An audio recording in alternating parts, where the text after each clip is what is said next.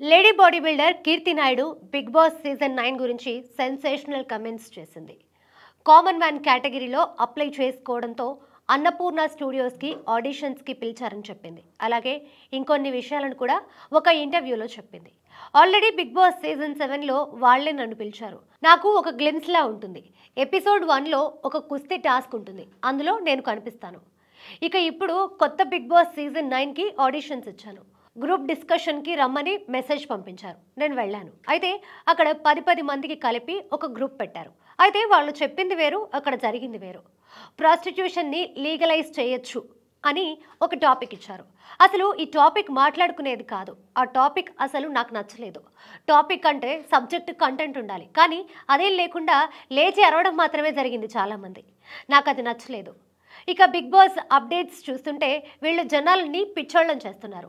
అగ్ని పరీక్ష అని, సెలక్షన్స్ అన్ని టాస్క్లు ఇచ్చేసి అంతా అయిపోయాక కూడా ఇంకా సెలెక్ట్ చేస్తున్నారు.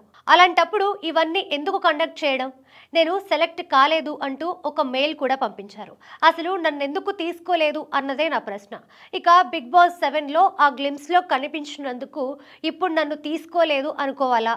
అయితే బిగ్ బాస్ 7లో వాళ్ళు చెప్పిన టైమింగ్ ఒకటి, అక్కడ జరిగింది ఇంకోటి.